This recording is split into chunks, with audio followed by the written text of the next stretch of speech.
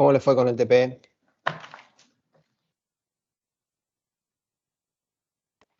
Bien, bien, bien.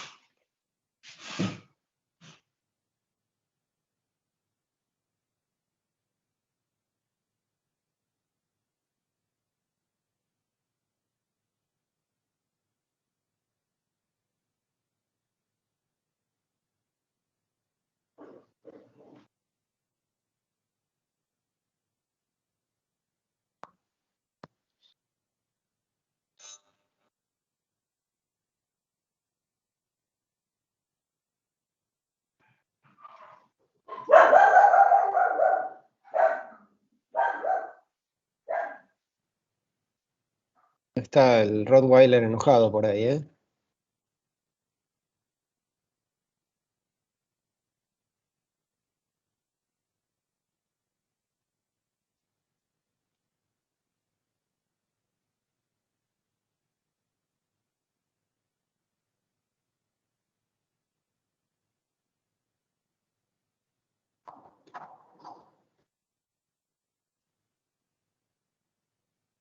¿Se ve ahí la presentación?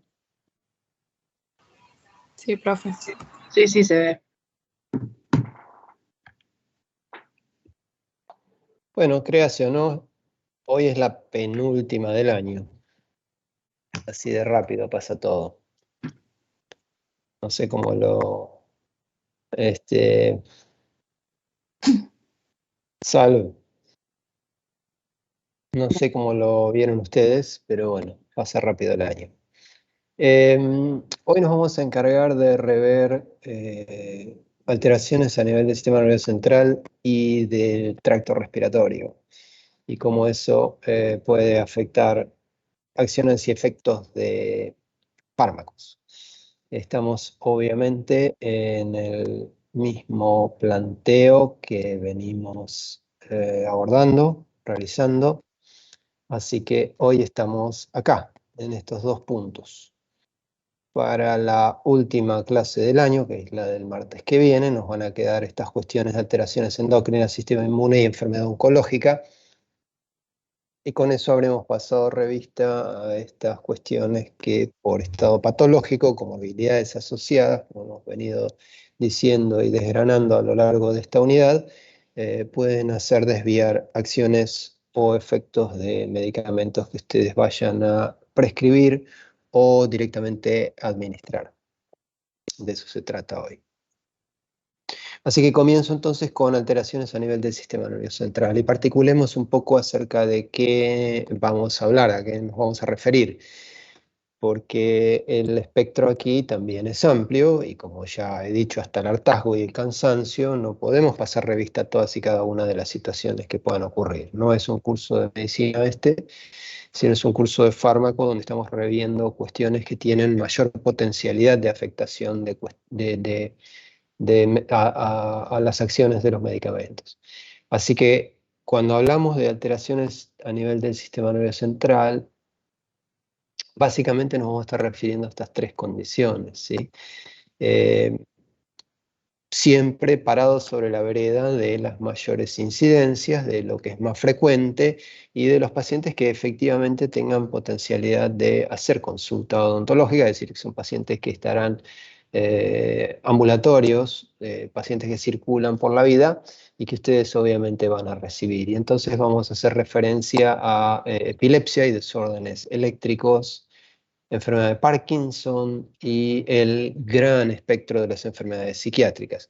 Ya hablamos de este último punto cuando tocamos el capítulo de psicofármacos en el segundo módulo de este curso, así que hoy vamos a repetir, girar sobre algunos conceptos que ustedes ya tienen incorporados, y entonces allí es donde vamos a terminar de hacer centro sobre eso. Así que vamos a seguir este orden. ¿Alguien sabe lo que es la epilepsia? ¿Puede definirla? ¿Puede contar qué es?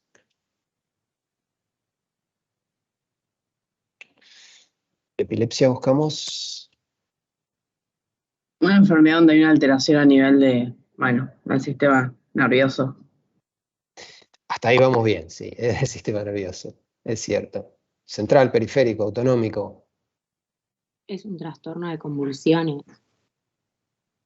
Trastorno que se caracteriza por convulsiones, sí, es lo mismo convulsión que epilepsia. No, porque en realidad los o sea, tiene muchas manifestaciones la epilepsia. Ok. Bueno, No entonces solo las vamos a poner en convulsiones. orden. Pongamos en orden entonces. Es un trastorno del sistema nervioso. ¿Qué división del sistema nervioso? Sistema nervioso central. Del Central. sistema nervioso central, sí, es un desorden eléctrico a nivel central que se caracteriza, entre otras cosas y entre manifestaciones, por la presencia de convulsiones. Así que ya vamos a hacer una primera definición a que puede ocurrir una crisis convulsiva o una persona puede sufrir un episodio convulsivo, un episodio de convulsiones, sin que necesariamente sea diagnosticado como epiléptico. La epilepsia es una enfermedad, un trastorno en sí mismo, una entidad. La epilepsia es una condición, una enfermedad de carácter crónico, tiende a la cronicidad obviamente. Como ustedes dijeron, se caracteriza por convulsiones recurrentes, y esto es, los pacientes pasan por episodios sucesivos y recurrentes de crisis convulsivas, en su gran mayoría, aunque no todos. Y algo que es importante de entender es que es la enfermedad neurológica que a la larga más defunciones genera.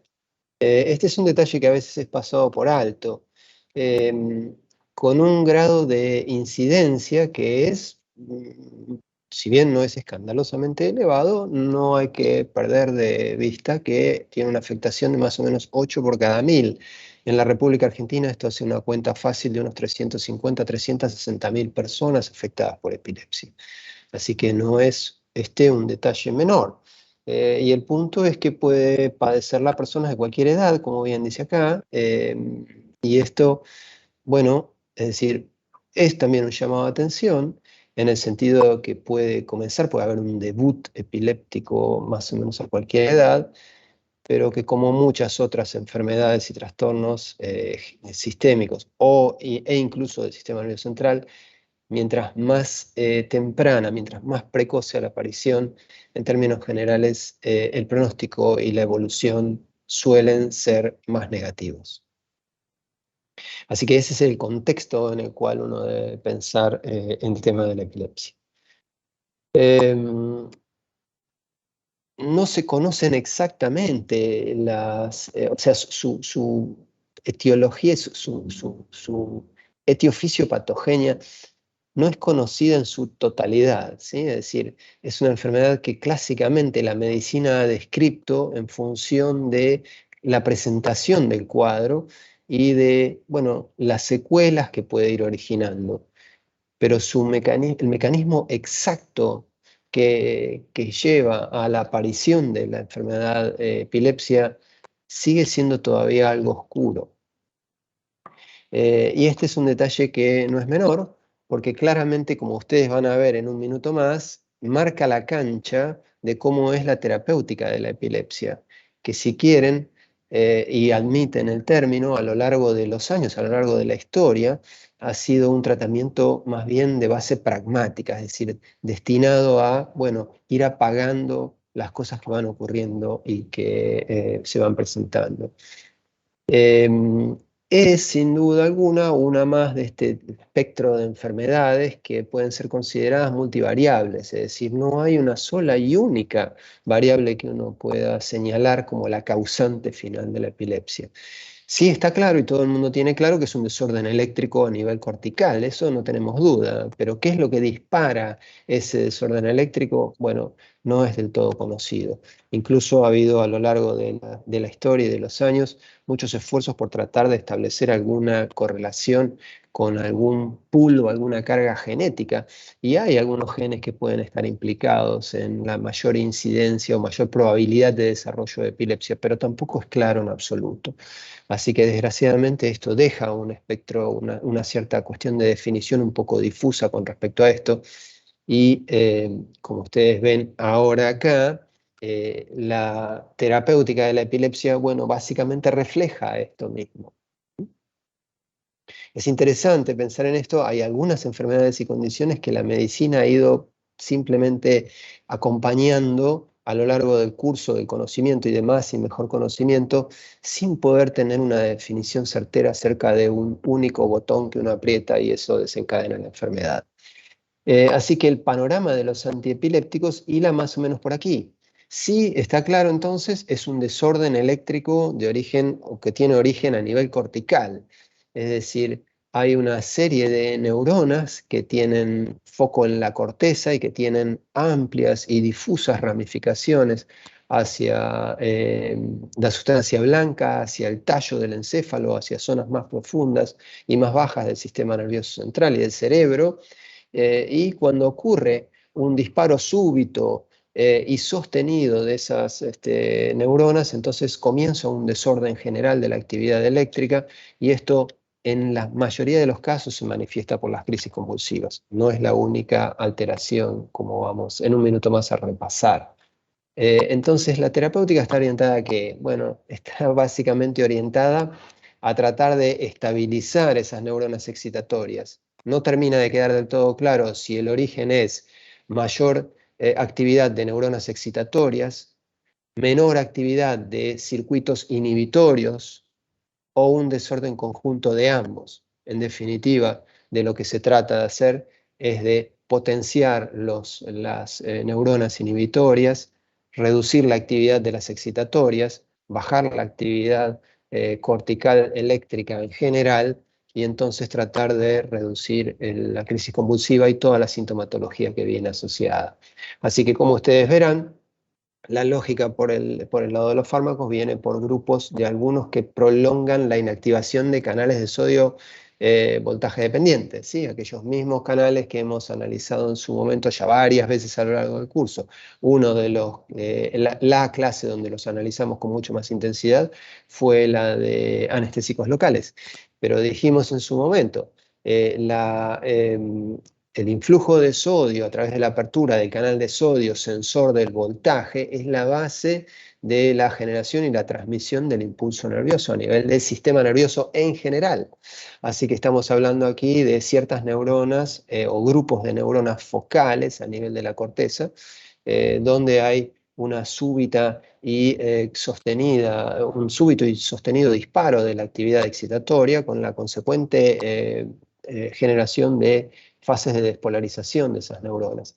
Así que hay fármacos que pueden prolongar el estado inactivado de los canales de sodio dependiente de voltaje, y aquí se encuentran la fenitoína, carbamazepina, valproato, la motrigina. Hay más, estos son los prototípicos. ¿Alguno de estos fármacos les suena? ¿Lo conocen? La fenitoína no la vimos y carbamazepina. La fenitoína y la carbamazepina, ¿las vimos que cuando vos decís la vimos acá o la vieron en otro lado? Ah, no sé, me suena y supuse que la habíamos visto acá, pero Hablamos, sin duda que hablamos varias veces, pero pensaba que quizás conocieran alguno de estos. ¿Alguien conoce la fenitoína? ¿La vio en algún otro lado? ¿Escucharon hablar de ella? Es un fármaco muy mencionado en el medio odontológico, por eso lo pregunto. No, parece que no. Bueno,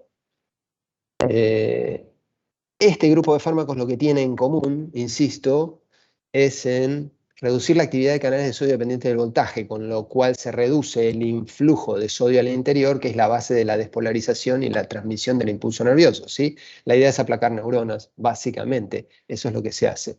Fenitoína, por eso se los mencionaba, es quizás el primer fármaco que ha sido utilizado para el tratamiento de la epilepsia en modo sistemático. El uso de fenitoína tiene más de 70 años ya. Es un fármaco que se usó durante los primeros 50 años sin tener mucha idea de cuál era su mecanismo de acción, porque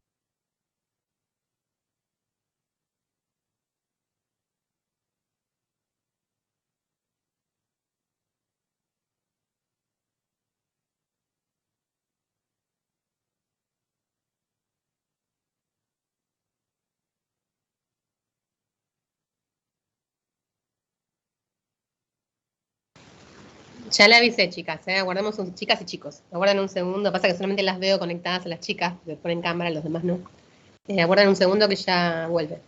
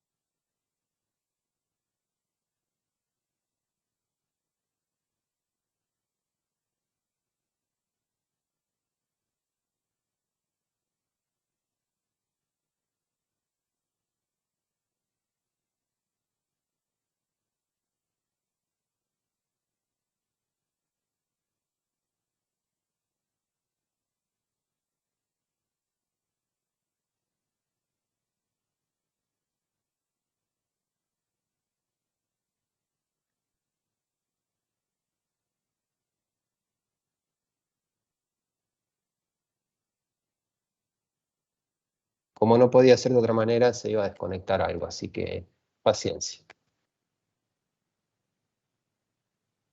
Ya estoy de vuelta.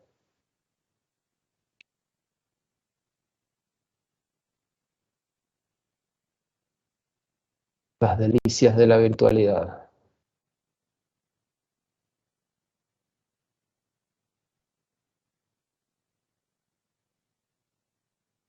Bueno, acá estamos. Me colgué hablando de fenitoína, seguramente, creo que quedó por ahí. Es un fármaco que tiene unos 70 años de uso más o menos, les dije.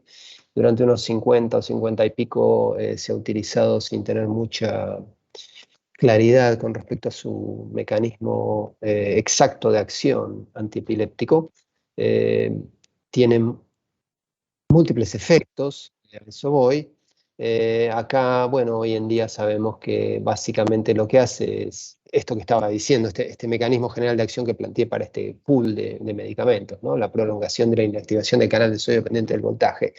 Y dije, no sé si ahí se colgó del todo, que es un fármaco muy conocido entre los odontólogos en el medio odontológico porque produce su uso sostenido en el tiempo, se asocia con el desarrollo de una hiperplasia gingival característica, algo que se denomina hiperplasia gingival dilantínica, ya que la fenitoína también se la denomina dilantina sódica, y entonces este es un fármaco que se ha hecho muy famoso aquí. Lo pueden googlear fácilmente, fíjense, hiperplasia gingival asociada a fenitoína, y me ahorran a mí mostrarles fotos, pero van a ver que es algo muy característico. Por su parte, hay otro grupo de fármacos que actúan a través de la facilitación de la apertura de canales de cloruro mediado por GABA. Esto es algo que, bueno, ya no debe sorprender. Hablamos ya de esto cuando hablamos de psicofármacos en general, hablamos de la activación de receptores de GABA y los efectos que eso tiene a nivel del sistema nervioso central. Recuerden que GABA es el ácido GABA-aminobutírico, es el principal neurotransmisor inhibitorio, y las sinapsis GABAérgicas median en general efectos de inhibición pre y postsináptica. Así que no debiera de sorprender esto.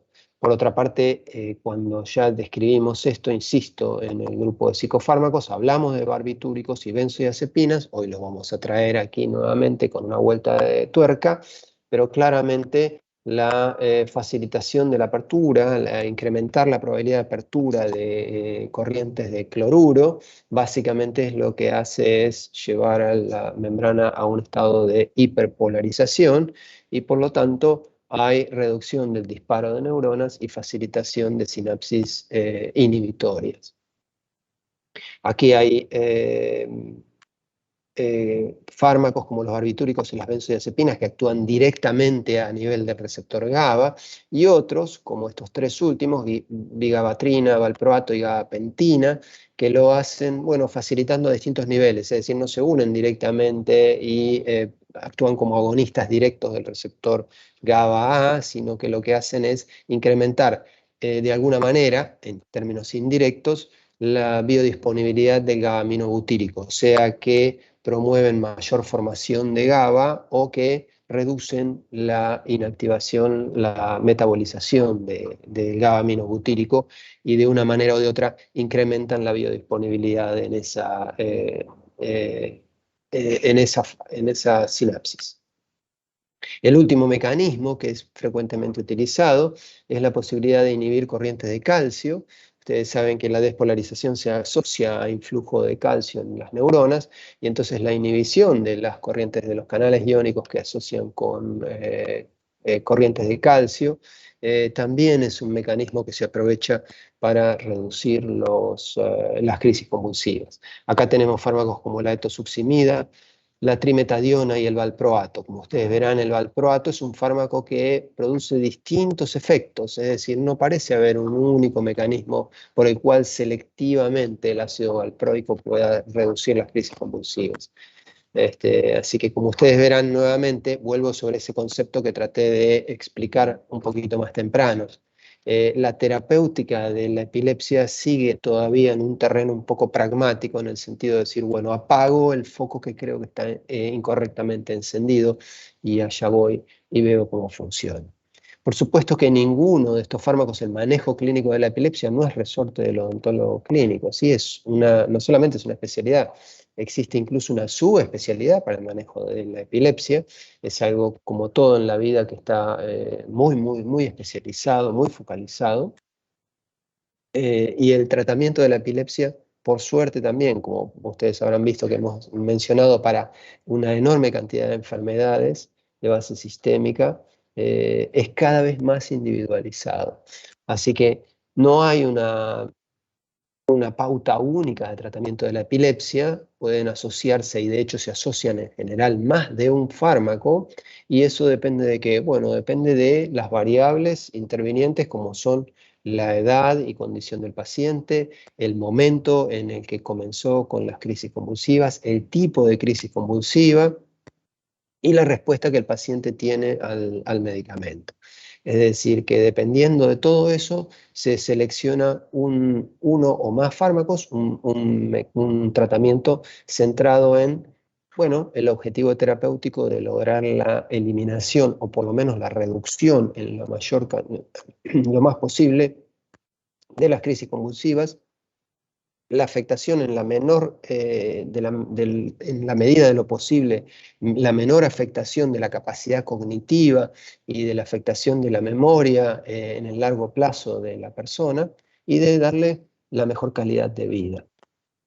Los tratamientos más agresivos, que incluyen fenitoína, algunos barbitúricos o benzodiazepinas en conjunto, tienen que ver con el manejo de lo que se denomina las crisis tónico-clónicas, es decir, que los pacientes no todos manifiestan el mismo tipo de crisis durante el transcurso de su enfermedad, sino aquellos que tienen convulsiones sostenidas con incremento de la tonicidad y de la fuerza de contracción sostenida de los músculos, incluso durante varios minutos. Como recomendaciones generales, ¿qué es lo que ustedes debieran hacer? ¿Alguna vez alguno tuvo que asistir o vio a alguien con alguna persona con crisis convulsiva? Yo. ¿Sí? ¿Qué pasó? ¿Querés contar? Mi hermano.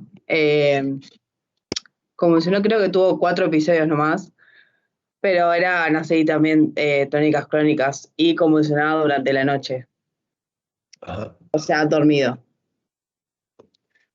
Bueno,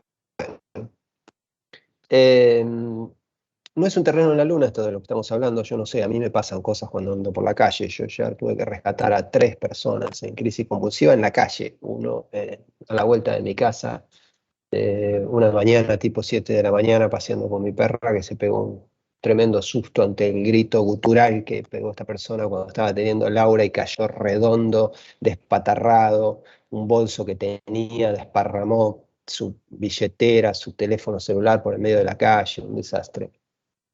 Así que los invito a que, bueno, entre toda la preparación que uno debe de tener, consideren la posibilidad de encontrarse alguna vez con el manejo, la necesidad de manejar e intervenir ante estas cosas. Obviamente que ustedes deberán estar preparados para enfrentar esto si es que ocurre alguna vez durante la consulta en el consultorio odontológico, ¿cierto? Así que las claves de lo que uno puede hacer para el manejo de la crisis convulsiva tienen que ver con, obviamente, asegurar la vía aérea. Eso forma parte del ABC de cualquier persona en algún tipo de crisis que afecte su salud, de cualquier naturaleza. Deberán evitar que se lastimen en lo más posible. Lesiones de todo tipo, ¿no es cierto? Lo más común de lo que se habla es esto, de las lesiones por mordedura, pero las lesiones por caída son muy frecuentes, ¿sí? La persona suele desmoronarse progresivamente, algunos tienen un aura.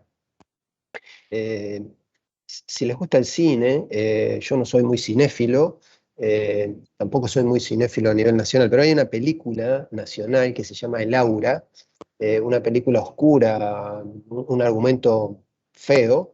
El protagonista es Ricardo Darín y se llama El Aura porque el personaje que él interpreta es una persona que tiene epilepsia y tiene episodios con aura, es decir, tiene durante un instante al comienzo una sensación de ir perdiéndose y entonces ahí comienza en definitiva con su crisis. Pero muchas personas tienen así pasan por un periodo áurico primero en el cual están completamente idas y se van quedando duras y se desmoronan en algunos casos. Así que obviamente esto también forma parte de la posibilidad de actuar para evitar lesiones de todo tipo. Y lo que uno verdaderamente tiene que hacer es el control del cuadro. Los cuadros suelen tener un cese espontáneo, pero es importante monitorear el cuadro, cómo se va hilando durante todo el desarrollo. Es importante mantener la calma e incluso largar un timer para poder tener precisión acerca de la duración de la crisis convulsiva. Hay que acomodar al paciente y hay que dejarlo lo más tranquilo posible, esperando que pase, pero obviamente mientras más sostenidas sean las contracciones y más tiempo duren, la cosa claramente tiende a peor pronóstico. Y obviamente hay que llamar en forma inmediata al servicio de emergencias. Un paciente en una crisis convulsiva debe ser necesariamente monitoreado y se debe monitorear el cese, que termine la crisis convulsiva. Es muy importante si uno puede aportar el dato de cuánto tiempo duró y qué tipo fue. Y controlar, obviamente, en el caso de que haya alguna secuela. Muchos pacientes que son epilépticos y saben, en algunos casos suelen tener crisis convulsivas ante episodios de estrés, situaciones que los sacan de balance o mal manejo de su medicación, ¿sí? Es decir, eso es bastante frecuente. Personas que vienen medicadas, que saben, están tratadas, tienen su medicación, pero van por algún desorden, por alguna cuestión, no sé, alguna circunstancia de su vida que hizo que ese día tomaran mal la medicación o alguna situación de estrés puede claramente desencadenar una crisis convulsiva. Tengan cuidado porque obviamente la situación odontológica es una situación de estrés, así que eso podría desencadenar. Desde el punto de vista de la medicación que ustedes van a instituir, obviamente tendrán que tener en cuenta la posibilidad de interacciones. Regla número 1, uno no toca ni altera una medicación que no instituyó. Ya lo hablamos 20 veces a esto. Así que obviamente uno tiene que estar claramente atento a qué es lo que los pacientes traen puesto y cuáles son las posibilidades de interacción. Piensen siempre que esta es una condición que en principio tiende a la cronicidad, ¿sí? O sea, los pacientes están afectados crónicamente por esta enfermedad. Así que el médico tratante, el neurólogo, el epileptólogo dentro de la neurología pasa mucho tiempo, créanme, titulando lo que son los tratamientos que sean más efectivos.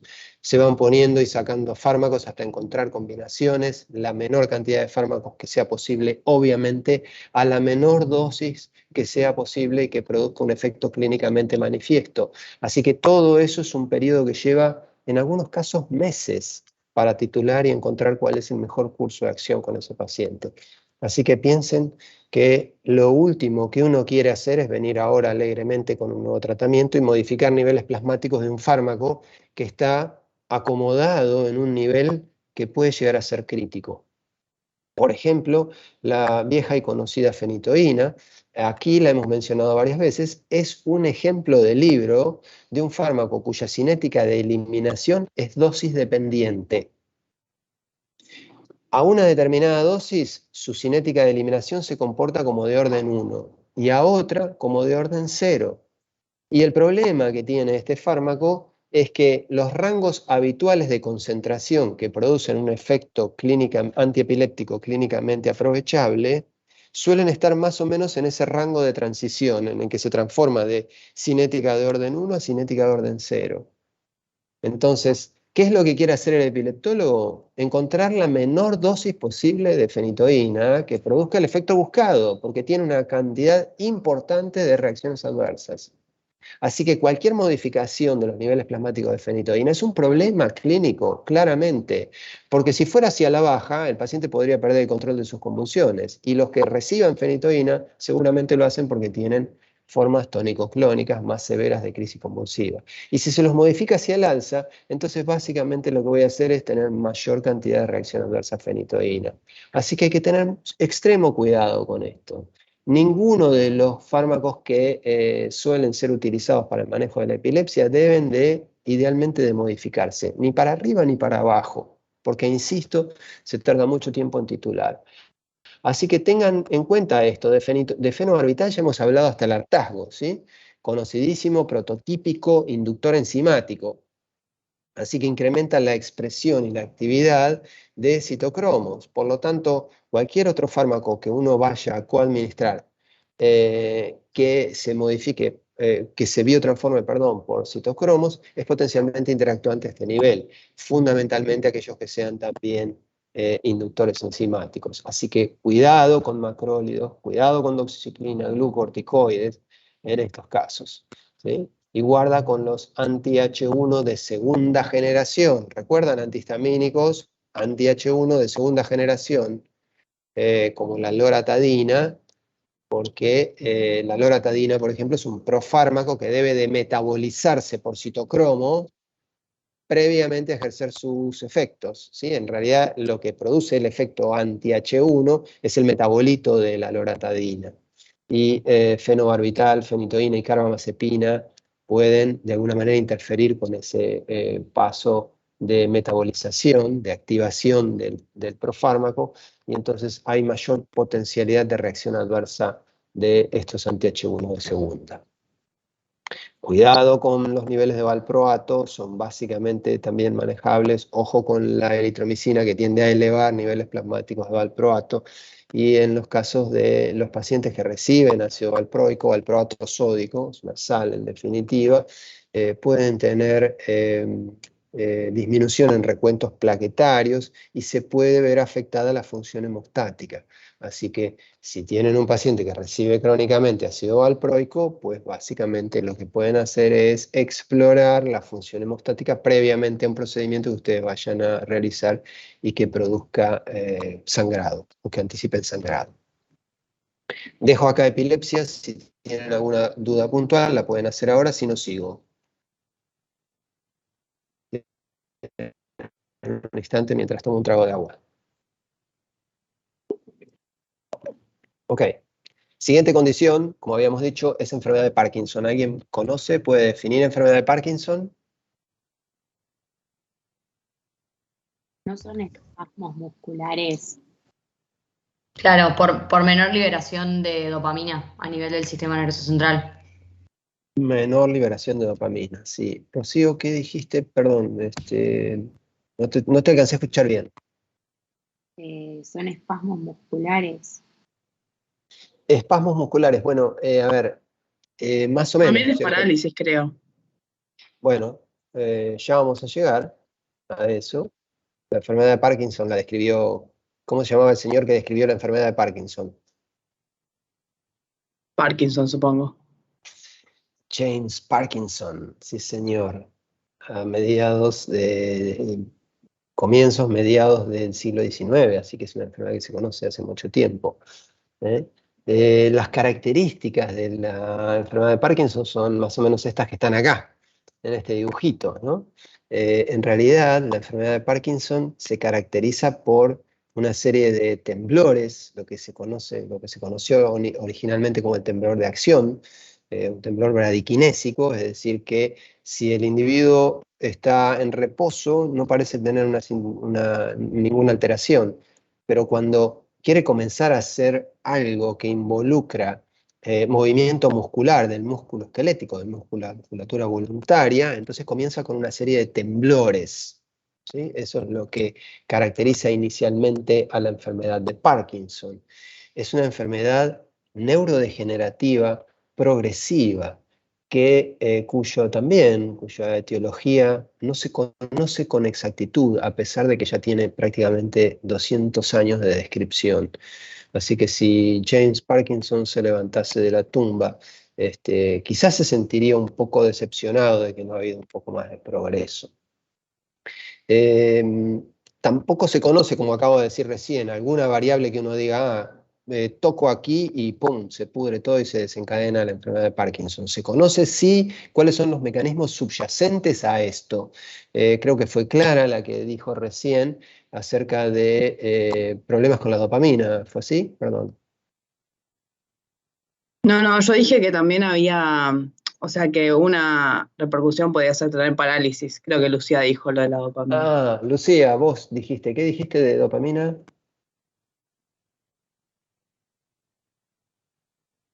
Bueno, está desconectada o fuera del área de cobertura. También es cierto lo que vos dijiste, Clara, ahora llegamos, es decir, me refiero, se conocen a donde quiero llegar para tratar de ordenar un poco la idea. No hay algo que uno pueda decir específicamente, bueno, si esto ocurre, entonces se va a desencadenar Parkinson. De hecho, existen, como en todos estos trastornos neurodegenerativos, algún pool genético que suele asociarse con mayor probabilidad de desarrollo de enfermedad de Parkinson, pero tampoco es absolutamente concluyente, no es que hay un patrón absolutamente hereditario con respecto a esto. Es neurodegenerativa y progresiva. Lo mismo que dije hoy más temprano, para la epilepsia puede valer acá. Mientras más temprano sea el comienzo de inicio y más años perdure el fenómeno neurodegenerativo, el pronóstico es peor. Y como sí dijo Clara, ahora sí me acuerdo, con la progresión en el tiempo lleva a menor componente de temblor, de temblequeo, y mayor componente de rigidez para llegar en algunos casos a parálisis bastante manifiesta. Así que el paciente parkinsoniano se presenta más o menos así. Tiene rodillas flexionadas, el torso medio quebrado hacia adelante, encorvado, tiene falta de expresión facial, es en realidad un componente mixto entre el temblor y cierto componente de reducción de la actividad muscular, de cierto grado de parálisis, que es variable según el individuo. Suele caminar con codos flexionados y temblar cuando quiere realizar alguna actividad. Es decir, si está en reposo estaría bien, pero cuando quisiera agarrar algo empezaría con un temblequeo de acción, lo que se llama el temblor de acción, la bradiquinesia, ¿sí? Se pone lento, con el tiempo hay ciertos desórdenes incluso psicológicos y psiquiátricos que se asocian a la enfermedad de Parkinson. Hay cierto componente de desorientación, mayor incidencia de demencia e incluso más temprana que lo que normalmente ocurriría ante el proceso normal de envejecimiento. Alguna cierta sintomatología en algunos pacientes, alguna sintomatología psiquiátrica, algunos pacientes se frontalizan y pueden ponerse agresivos, en algunos casos ya de enfermedad mucho más avanzada, suelen tener cialorrea, problemas de disfagia justamente por el componente de inactividad de los músculos que tienen que ver con todo con lo que hace a la deglución, por ejemplo. ¿Ah? Un parkinsoniano muy conocido, muy famoso, que ha hecho y sigue haciendo mucho por el conocimiento, la difusión y la investigación en la enfermedad de Parkinson, es Michael J. Fox. No sé si ustedes lo conocen. ¿Vieron Volver al Futuro? Estoy con el cine hoy. Michael J. Fox Sí, tuvo un comienzo de enfermedad de Parkinson muy temprano, alrededor de sus 30 años, y tiene un desarrollo de enfermedad claramente progresivo, bastante avanzado, aunque lo lleva bastante bien. Sí se conocen estas cuestiones subyacentes que hacen al desarrollo de toda esta sintomatología y al perfil de expresión clínica completo de la enfermedad de Parkinson, y esto tiene que ver con la degeneración de neuronas dopaminérgicas a nivel de la sustancia negra, en lo que se llama el colículo superior, en la base del encéfalo, en el cerebro humano. Es decir, que es esta menor actividad de esa serie de neuronas dopaminérgicas la que explica el desorden completo desde el punto de vista del equilibrio y de la función motora voluntaria. Este grupo de neuronas se llama sustancia negra porque básicamente es el sitio de mayor producción, de mayor concentración de dopamina en todo el organismo humano. Y uno de los metabolitos de la dopamina es la melanina, que es el pigmento marrón negruzco, y entonces eso es lo que hace que esta zona del sistema nervioso central se vea negra ante su morfología, por eso se llama sustancia negra, o sustancia negra suele decirse también. El conocimiento sobre este hecho es lo que permitió el desarrollo de una terapéutica de la enfermedad de Parkinson, que obviamente está destinada primordialmente a incrementar la actividad del sistema dopaminérgico. Si estamos pensando en una degeneración progresiva de las neuronas dopaminérgicas, básicamente la lógica de tratamiento es a incrementar la biodisponibilidad de dopamina en la sustancia negra y mejorar de esa manera el control fino de la motricidad.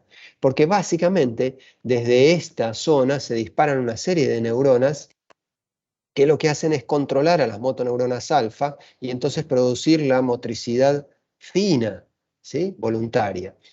Aquí también hay una serie de neuronas o interneuronas que se relacionan con estas, que responden son neuronas de tipo colinérgico, así que hay un cierto balance dopaminérgico colinérgico que es el que determina la motricidad fina, la posibilidad que tenemos de producir movimientos musculares muy finamente coordinados, que es algo que obviamente caracteriza a los mamíferos superiores. Así que el espectro de fármacos que se utiliza es más o menos así, básicamente destinado para incrementar la actividad del sistema dopaminérgico o para inhibir el sistema colinérgico y de esa manera mejorar la motricidad. Paso a explicar la lógica del tipo de fármacos que se utilizan para modular el sistema dopaminérgico. Ya hemos hablado de dopamina como neurotransmisor, lo hablamos en el contexto de la clase de sistema nervioso autónomo, dijimos que es una de las catecolaminas. En el organismo humano las 3 catecolaminas predominantes son, ¿cuáles? Adrenalina, noradrenalina y dopamina.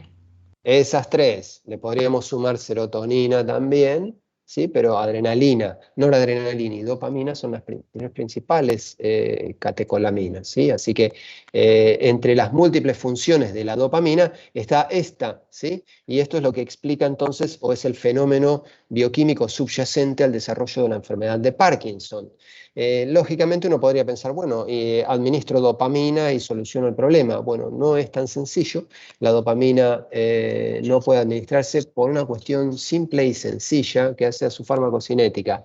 no atraviesa la barrera hematoencefálica, es una amina altamente polar y no atraviesa la barrera hematoencefálica. Así que el truco aquí es dar que, bueno, su precursor, que es la L-Dopa. Ya hablé de las vías metabólicas de producción de catecolaminas, así que los remito a esa clase, no voy a repetir ese contenido, pero el precursor, tienen un precursor común que es la L-Dopa, que a partir de un mecanismo enzimático que involucra a la dopa de carboxilasa termina produciendo dopamina, ¿sí? Produce cosas como este metabolito que es la 3-oxometildopa, ¿eh? A través de la actividad de la COMT, que es la catecol o metiltransferasa. Así que lo que se hace es administrar L-dopa, que sí atraviesa la barrera hematoencefálica, y entonces incrementar los niveles del precursor facilita mayor síntesis de dopamina a nivel del sistema nervioso central. Lo que quiero es básicamente mejorar la biodisponibilidad de dopamina en la sustancia negra. Ese es el truco que quiero hacer. Entonces, ¿qué es lo que hago? Bueno, administro L-dopa, pero no lo hago solo. Lo hago en conjunto con inhibidores de la dopa de carboxilasa. Básicamente lo que se administra es un combo de L-dopa más carbidopa y benseracida para inhibir este paso metabólico, para evitar que la L-dopa se biotransforme en la periferia a dopamina, y entonces se incrementa a su vez la mayor cantidad de L-dopa para que se biotransforme finalmente dentro del sistema nervioso central. ¿Se entiende la idea? Es decir, voy con el precursor más los inhibidores de los mecanismos que podrían biotransformar al precursor en la periferia.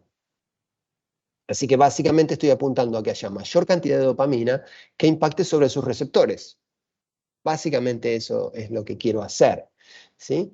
Por su parte, hay otra serie de fármacos, como ustedes vieron acá, estoy hablando de L-dopa, carbidopa y benseracida. Nombré estos tres por ahora, ¿sí? Que cumplen con esta lógica. L-dopa, carbidopa, benseracida, llega más aquí, se biotransforma dopamina, hay más disponibilidad para que actúe sobre sus receptores. Ahora, también, ¿qué es lo que puedo hacer? Bueno, la dopamina es rápidamente biotransformada en todos los tejidos, a nivel del sistema nervioso central también, por la COMT, ya lo hablamos varias veces, catecol-metiltransferasa, y MAO, monoaminoxidasa, de las cuales hay isoformas A y B. La dopamina es rápidamente biotransformada a 3-metoxitiramina, este 3-MT de acá, o a DOPAC, que es subsecuentemente biotransformada a ácido homovanílico. Así que básicamente lo que se hace también es, porque existen disponibilidades de inhibidores selectivos de COMT y de MAO-B, como la tolcapona y la selegilina, que reduciendo la biotransformación posterior de dopamina, incrementan aún más la concentración de dopamina en la hendidura sináptica, ¿sí? Así que si ustedes se fijan, todo lo que estamos hablando hasta ahora tiene la lógica de producir más cantidad de dopamina que permanezca más tiempo activa en la sinapsis dopaminérgica. Y por su parte también existen agonistas selectivos de los receptores de la dopamina. Hay varios receptores a la dopamina, 5 por lo menos, y acá tenemos agonistas selectivos como bromokriptina, ropirinol, pramipixol, que básicamente lo que hacen es remedar las acciones de la dopamina a nivel de sus receptores. Así que como ustedes verán, todo tiende a tratar de incrementar la actividad dopaminérgica de la sustancia negra. Por su parte, hay inhibidores del sistema colinérgico como estos, son un poco más complicados de manejar en el contexto clínico porque producen más reacción adversa, pero bueno, algunos pacientes se benefician del uso conjunto entre sustancias que promuevan mayor biodisponibilidad de dopamina y disminución o aplacamiento de las interneuronas colinérgicas que de alguna manera reducen el input dopaminérgico de la sustancia negra. Así que hacia eso va combinado. Por supuesto, como dije recién, nada de esto es resorte del odontólogo clínico, así que ustedes deberán, si reciben a su paciente parkinsoniano, entender exactamente bien por dónde va el tratamiento y cuál es el mecanismo de acción de estos fármacos, y atacar y prevenir en todo lo que sea posible las interacciones.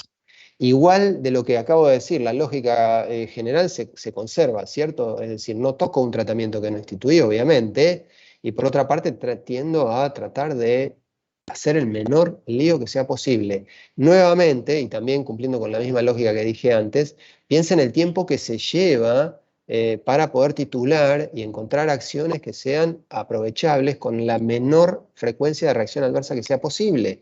Así que cualquier cosa que eleve los niveles plasmáticos o los baje es un complique en el contexto clínico.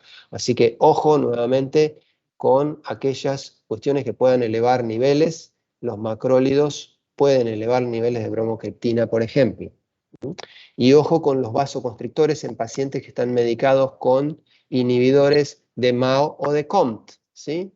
Fíjense, tolcapona, selegilina, entacapona, aquí, son todos inhibidores de catecol-metiltransferasa y de monoaminoxidasa que, recuerden, son aquellos que biotransforman y que acaban con los efectos de los fármacos como los vasoconstrictores que ustedes utilizan.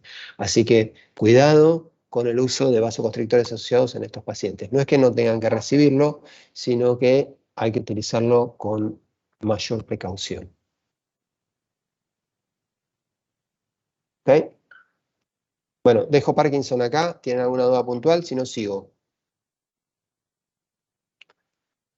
No, por ahora no. Ok, el espectro de enfermedades psiquiátricas, ya hablamos de esto cuando hablamos de psicofármacos, ¿sí? Así que voy a tocar ciertos temas ahora mirándolos un poco desde la otra vereda. El enfoque que utilizamos en el módulo 2 fue la descripción de los distintos grupos. Ahora lo vamos a plantear en el sentido de problema-solución, es decir, cuando el paciente viene medicado con alguna de estas cosas. Así que entiendo que ya hablamos de esta clasificación que se llama DSM, ¿cierto? De desórdenes o enfermedades psiquiátricas. Así que como ustedes verán, si ya lo hemos revisto, pues me repito, el espectro de enfermedad psiquiátrica es amplio, y existe un esfuerzo para producir un enfoque sistemático y ordenado de la enfermedad psiquiátrica.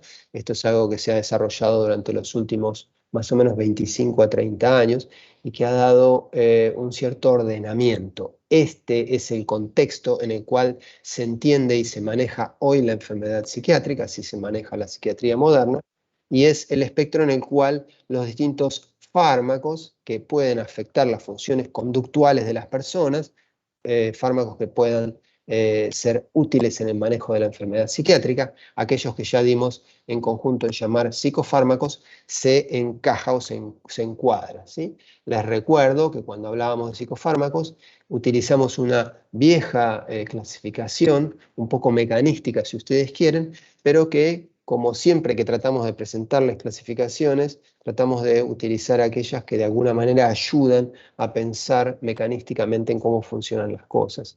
Y entonces recordarán que había algunos grupos de fármacos que reducían la actividad global de la conducta del individuo, reducen en términos generales la actividad. Esos son los psicolépticos o depresores del sistema nervioso central, donde hablamos de hipnosedantes y antipsicóticos. Los psicoanalépticos que estimulan la actividad. Aquí vimos en su momento a los psicoestimulantes de acción directa. No vimos en casos puntuales porque por el momento no hay aplicaciones terapéuticas, pero sí los antidepresivos, y aquellos que perturban la actividad, los psicodislépticos, donde hay una serie de fármacos que por el momento carecen de indicaciones o de aprovechamiento terapéutico.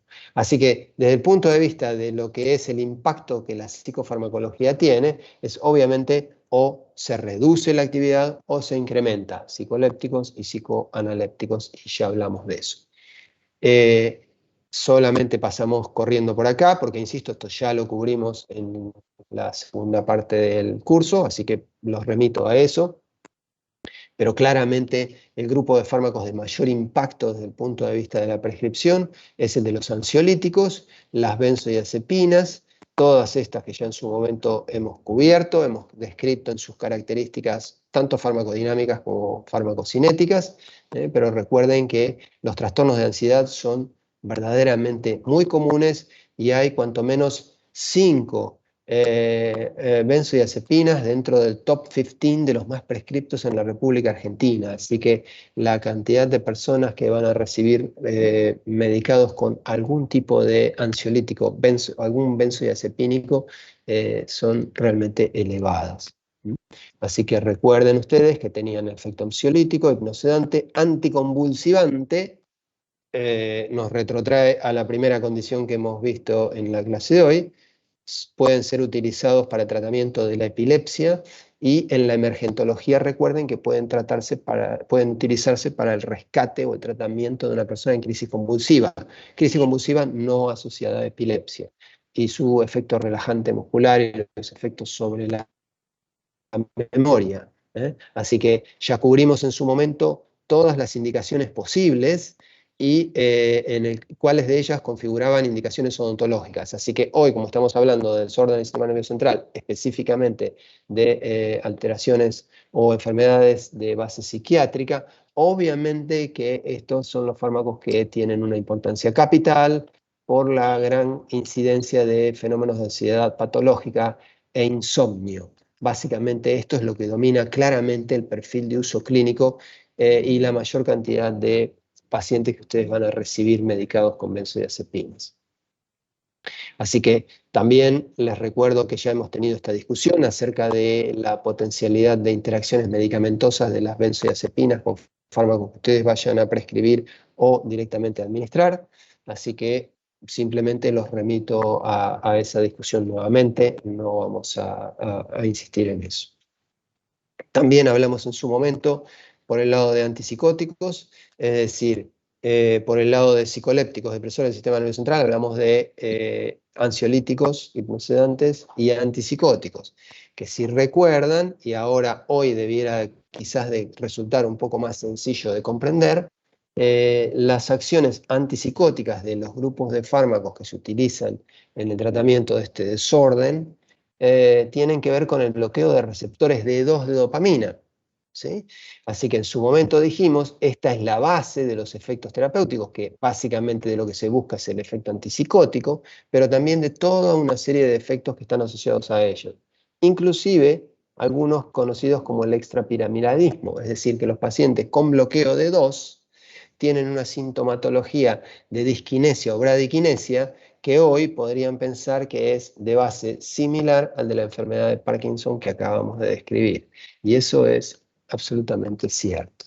Así que también hablamos en su momento que los fármacos antipsicóticos, además de producir bloqueo selectivo D2, producen bloqueo de otros receptores, producen bloqueo de receptores muscarínicos, alfa-1 y H1. Y en su momento, también los remito a esa parte del curso, a esa discusión que ya hemos sostenido, dependiendo de la mayor o menor selectividad por bloqueo de otros receptores, es el tipo de indicación que tienen para tratamiento del desorden psicótico y a su vez la mayor manifestación de reacción adversa centrada en bloqueo muscarínico, en bloqueo alfa-1, como podría ser hipotensión ortostática o disminución de la presión arterial, o más sedativos, como los de bloqueo H1.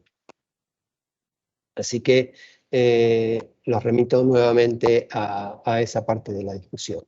Así que recuerden simplemente, aquí es solamente para recordar, que desde el punto de vista de las interacciones de interés odontológico están con los vasoconstrictores asociados a los anestésicos locales, por la posibilidad de bloqueo alfa-1, con la posibilidad de interacción con bloqueantes muscarínicos por el bloqueo M, y con antihistamínicos que ustedes puedan o decidan administrar o prescribir por el lado del bloqueo H1.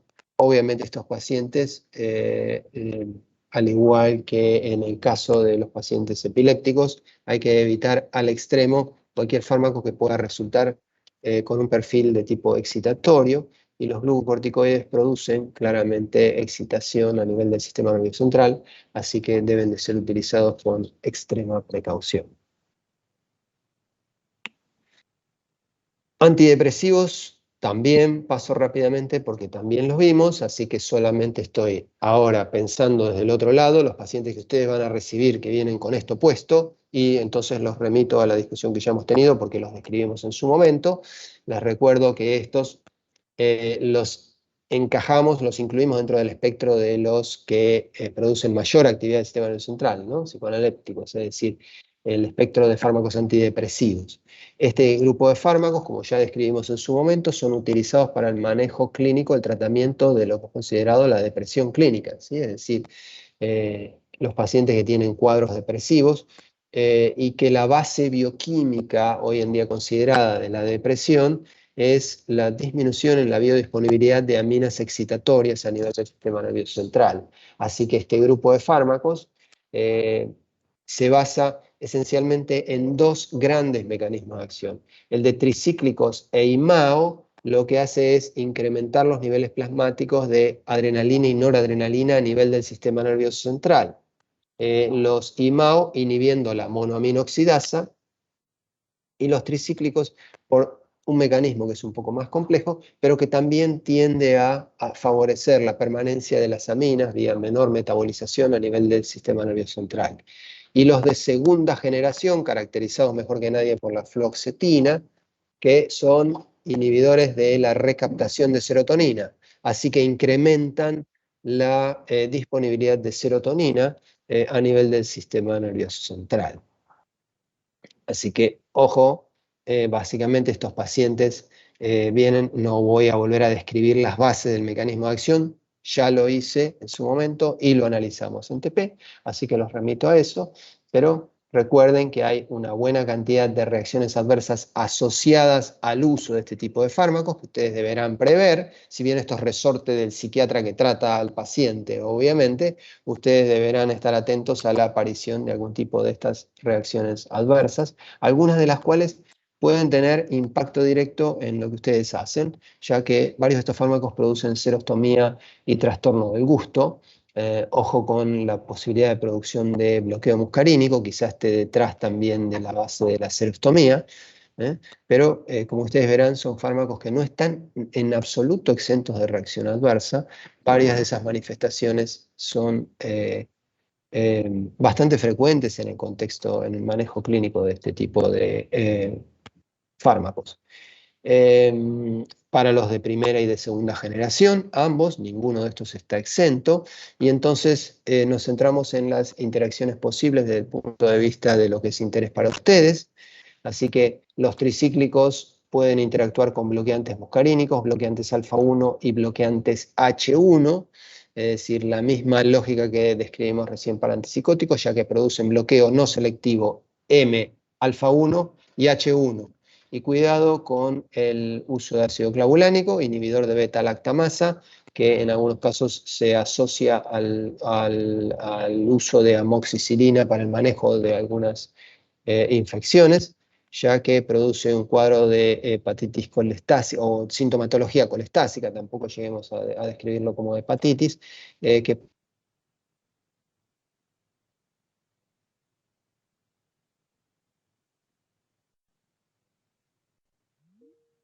con los inhibidores y la posibilidad de interacción con los vasoconstrictores. Dejo entonces psicofármacos. Vamos a mencionar la cuestión que tiene que ver con el manejo clínico, desde el punto de vista de los fármacos, obviamente, de pacientes con problemas de adicción a sustancias.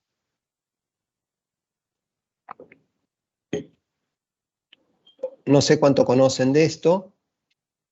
Vuelvo unos pasos atrás, perdón, lo hago rápido para orientarlos, pero fíjense que en la clasificación actual de enfermedades psiquiátricas, estas clasificaciones DSM, existe ya una clasificación que es este punto 4, que tiene que ver con...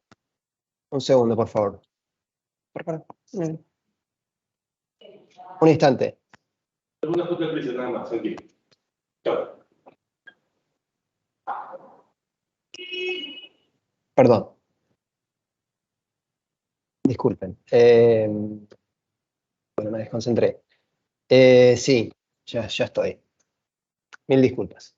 Decía que en la clasificación DSM, en la clasificación de enfermedades psiquiátricas, fíjense que existe una categoría que es este punto, que es el de trastornos relacionados con sustancias, ¿sí? Es decir, que hoy en día la psiquiatría está mirando a los individuos adictos como aquellos que pueden llegar a tener un perfil de personalidad que los haga proclives a tener problemas con el manejo de sustancias. Esa es la mirada más actual, si ustedes quieren, más moderna de la adicción.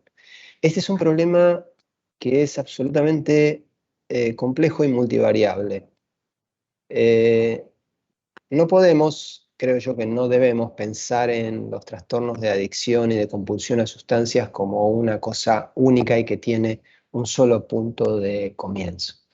Hay cuestiones que tienen que ver con las sustancias, otras con el consumidor y otras con el ambiente. A donde quiero llegar es que el campo de las adicciones es un campo verdaderamente muy complejo y que involucra múltiples aspectos de la psicología y de la conducta humana. Desde el punto de vista de la sustancia, este es el campo en el que, bueno, por lo menos yo más cómodo me siento de hablar, ¿no es cierto? Porque obviamente conozco mucho más de sustancias que de otras cuestiones, pero claramente aquí hay cuestiones que tienen que ver con el tipo de efecto que una sustancia pueda producir, la disponibilidad, el costo, la pureza, la potencia, hemos hablado varias veces de eso, y la característica que tengan de producir estimulación sobre mecanismos de refuerzo, la cuestión de que puedan actuar y desencadenar efectos que el individuo perciba como agradables o alguna cuestión que tenga que ver con sentirse mejor. Obviamente, desde el punto de vista del consumidor hay toda una discusión a dar, desde el punto de vista de lo que son sus experiencias, expectativas, la proclividad a la conducta peligrosa, esta cuestión de que la psiquiatría ya lo considera como una personalidad que posiblemente tenga una proclividad, una inclinación que posiblemente haga que con más frecuencia o con mayor facilidad termine en una situación de adicción. Se estudia, pero no hay ninguna cuestión conclusiva con respecto a pools genéticos que nos hagan mayor conlleve a una mayor susceptibilidad a este problema. Y el ambiente, que es claramente fundamental, ¿no es cierto? El entorno social, las actitudes de otros, la disponibilidad de otras sustancias u otras cuestiones o conductas que sean reforzadoras de esto. Y cuestiones ya directamente relacionadas con lo sociológico o con la psicología social, de las cuales obviamente no voy a hablar porque claramente esto es de lo que menos conozco. Pero básicamente, permítanme decirles que la adicción es un problema altamente complejo y que como tal obviamente no tiene una solución sencilla.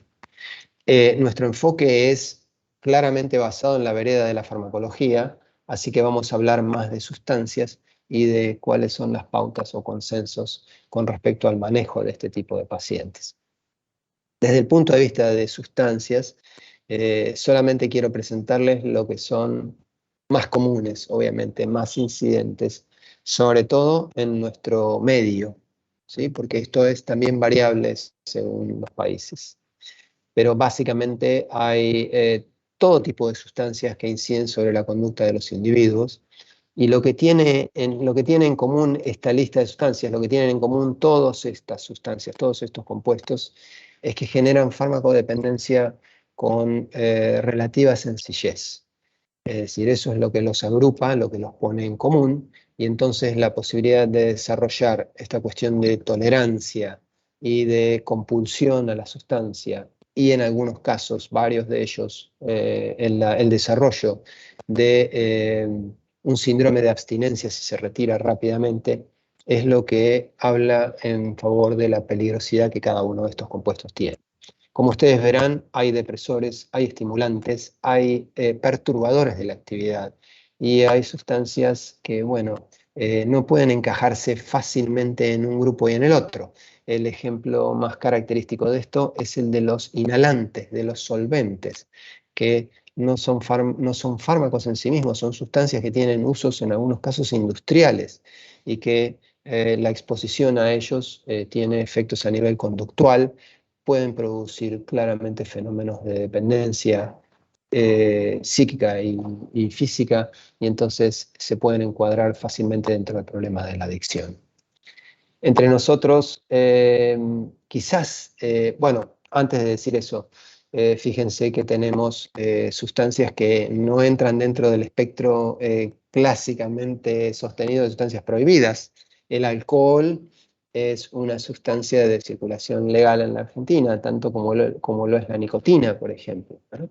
Así que desde el punto de vista de la adicción son sustancias, no son fármacos, podrían encuadrarse aquí dentro de esa primera definición que habíamos dado en la clase 1 del año, como drogas, en tanto sustancias químicas que actúan en forma más o menos selectiva y que producen algo que no es aprovechable para la salud. Las benzodiazepinas también podrían encuadrarse de alguna manera, si ustedes quieren eso, es decir, estos sí son fármacos que están sujetos al control legal de la producción y de la prescripción y del comercio, pero que pueden, bajo determinadas condiciones, establecer algunos problemas desde el punto de vista de algunos individuos susceptibles. Y luego, listas de sustancias prohibidas o más o menos prohibidas, como ustedes verán. En la República Argentina, lo que es más incidente desde el punto de vista de la generación de conductas problemáticas con sustancias es claramente el alcohol, que tiene un inicio cada vez más temprano y más extendido entre las personas a menor edad, claramente. ¿Sí? Así que este es posiblemente la puerta de entrada al universo de las sustancias que en algún momento pueden llegar a producir problemas.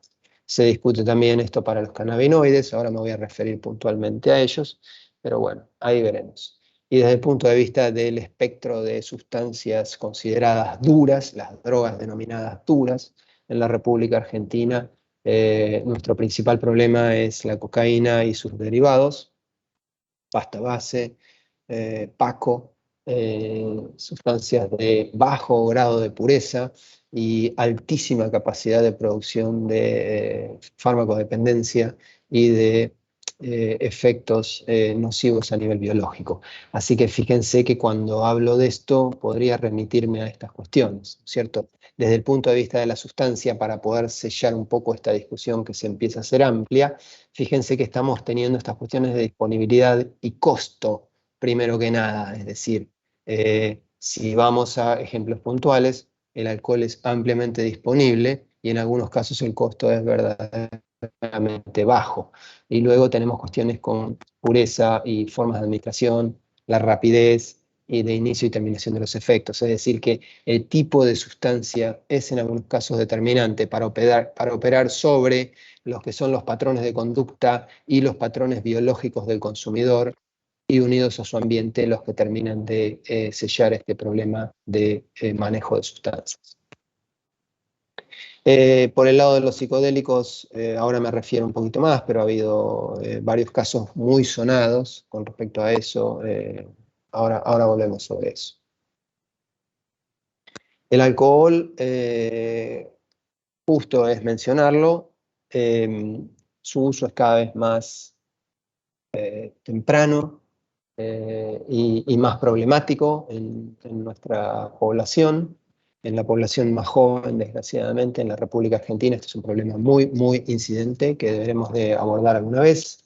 El problema del alcoholismo crónico es su capacidad de producir una serie de reacciones de inducción enzimática y el consecuente problema o interferencia o desmanejo que puede ocasionar en fármacos que puedan estar alcanzados por este tipo de mecanismos de biotransformación. Así que, obviamente, el problema del uso de los medicamentos que tengan extracción hepática, metabolismo a nivel hepático, ¿sí? Mecanismos de citocromos u otros, es un problema a atender en el paciente que es alcohólico crónico. Ya mencionamos varias veces interacciones medicamentosas a este nivel. En su momento hablamos del metronidazol, y si recuerdan, cuando hablamos de metronidazol y de algunas cefalosporinas, hablamos de lo que se llamaba el efecto disulfirámico. ¿Recuerdan eso?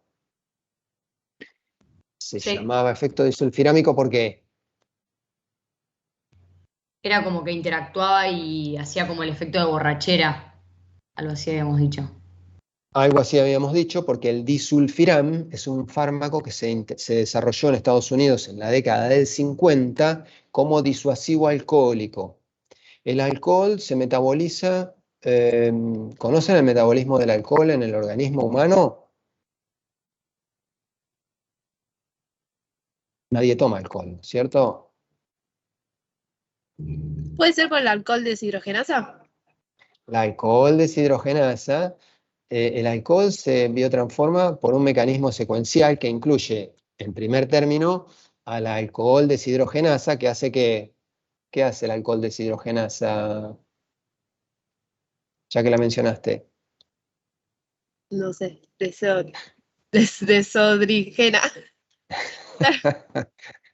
Deshidrogena sería en ese caso. Bueno, produce una primera reacción, que es una reacción lítica hidrolítica, ¿sí? Cliva el alcohol en dos y produce un ácido y una molécula más pequeña, ¿sí? Ese paso de alcohol deshidrogenasa, la alcohol deshidrogenasa, es el paso limitante en el metabolismo del alcohol. Como es saturable, el alcohol se biotransforma en el organismo humano con una cinética de eliminación de orden cero. Es dependiente de la dosis. Por eso si uno ingiere mucho alcohol de golpe, tiene rápidamente una sintomatología alcohólica, la borrachera. ¿Qué es la borrachera? Básicamente la acumulación de el metabolito, uno de los metabolitos que produce el alcohol deshidrogenasa, que es el acetaldehído. El acetaldehído que se produce es el metabolito que produce toda la sintomatología asociada al alcohol, la borrachera, ¿sí? Luego el acetaldehído es biotransformado en el organismo por la aldehído deshidrogenasa, secuencialmente, pero la capacidad metabolizadora del alcohol deshidrogenasa es menor que la del aldehído deshidrogenasa. Entonces, si acumula el acetaldehído, entonces el paciente o la persona experimenta borrachera. Eso es lo que ocurre cuando uno toma alcohol, algo que habrán visto, pero que nunca habrán experimentado, supongo. Así que el disulfiram, volviendo al punto, fue desarrollado inicialmente para, bueno, esencialmente interferir con el metabolismo del alcohol a nivel del alcohol deshidrogenasa. Y hacía que el paciente, ante cantidades mínimas de alcohol, experimentara la sintomatología de borrachera, y entonces de esa manera se lo pensó como un disuasivo alcohólico. Pues no funcionó en absoluto, y hoy en día imagínense que tampoco es muy operativo ni ético que digamos de producir ese tipo de efectos, y solamente quedó como para una denominación de origen controlada, un sello para aquellos fármacos que interaccionan con el metabolismo del alcohol, que se dice tienen efecto disulfirámico. Metronidazol, algunas cefalosporinas. Luego tendrán que tener cuidado con fármacos de alta extracción hepática o de fármacos que, por ejemplo, como el paracetamol, cuya inactivación final depende de la capacidad de conjugación con glutatión, puede claramente y va a estar disminuida, afectada en pacientes que presentan alcoholismo crónico. Así que mucho cuidado con ello. Los pacientes alcohólicos obviamente tienen afectación de la función hepática en el mediano o largo plazo, así que deberán evaluar la función hemostática si van a hacer cirugías. No es un problema menor, insisto, es de alta incidencia en el mundo occidental en general. En la República Argentina este es un problema creciente. Opioides, los remito también a esa clase puntualmente en la que hemos tenido, pero recuerden, los opiáceos son fármacos que se utilizan para el manejo clínico del dolor, pero que tienen un claro perfil de generación de farmacodependencia. Desde el punto de vista de las sustancias de abuso en la República Argentina, estos estarían acá, ¿sí? Son de menor incidencia, es decir, son de menor cuantía para nosotros en la Argentina que la cocaína y sus derivados, que son de las drogas duras las que mayor incidencia tienen. ¿Esto con qué se encaja? Se encaja a su vez con la disponibilidad y el costo. En la República Argentina tradicionalmente es más costoso el abuso de sustancias de naturaleza opiácea que de las de cocaína y otros derivados. En cambio, por ejemplo, en Europa es más común la disponibilidad por este lado y entonces, bueno, obviamente esto hace que haya mayor cantidad de personas que puedan abusar de este tipo de sustancias. Ya los describimos en detalle en su momento en la clase donde vimos manejo del dolor, ¿sí? Vimos una clase puntualmente donde vimos analgésicos opiáceos y sus opioides, así que los remito a ellos, les recuerdo, son fármacos que producen o compuestos que producen farmacodependencia con mucha facilidad. Así que obviamente ustedes deberán estar atentos a la posibilidad de que los pacientes estén en algún problema de manejo de sustancias de tipo opiáceo. Nuestro país tiene una política de uso de analgésicos opiáceos muy restrictiva y muy conservadora, lo cual es muy buena y hace que este sea un problema de menor incidencia que en otros países. Pero en América del Norte, fundamentalmente en Estados Unidos y en alguna cuantía en Canadá también, se está transitando lo que se conoce hoy en día como la epidemia de los opiáceos, ¿sí? Es decir, hay una buena cantidad de personas con problemas de manejo de sustancias que ingresan al mundo de las sustancias de farmacodependencia a través del uso de analgésicos opiáceos. Y así que eso es lo que nuevamente los remito a aquella discusión que ya hemos tenido. Les hemos incluso presentado data acerca de la epidemia de los opiáceos en Estados Unidos con respecto a nuestro uso tan restrictivo y tan conservador de este tipo de sustancias. Cannabinoides es un tema que está absolutamente en boga en la sociedad. No sé cuál es vuestra opinión, me encantaría conocerla, pero seguramente no digo nada nuevo, ustedes lo sabrán también como yo, que existe una discusión en la República Argentina acerca de la legalización completa del uso de las sustancias cannabinoides, ¿sí? Es decir, incluso se ha promulgado recientemente una ley de uso medicinal de cannabinoides y de uso industrial de derivados de la planta de marihuana, del cáñamo. Así que hay una discusión subyacente en la República Argentina para legalizar incluso el uso recreativo de sustancias cannabinoides.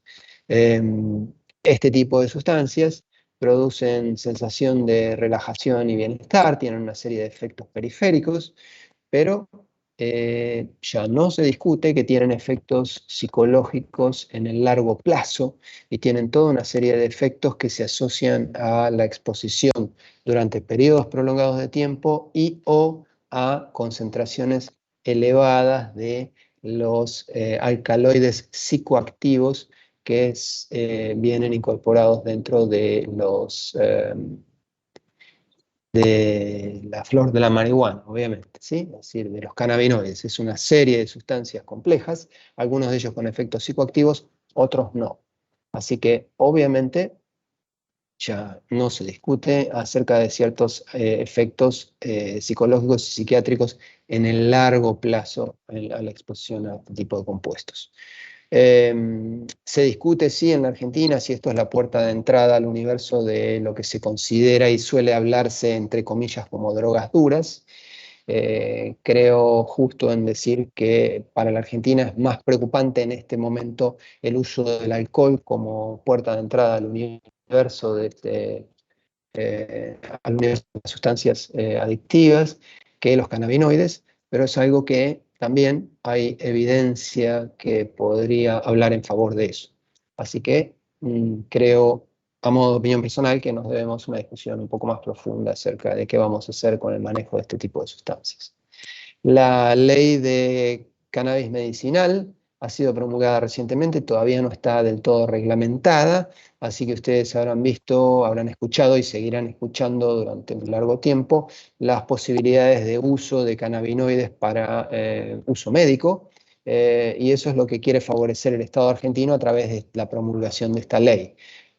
Básicamente esa ley tiene un encuadre diferente al que acabo de decir, no va obviamente por el lado de problemas de adicción a sustancias, sino que promueve la posibilidad de producción y de investigación para poder establecer con mayor certeza las posibilidades terapéuticas del uso de algunos derivados cannabinoides, de algunos de los alcaloides incluidos como cannabinoides.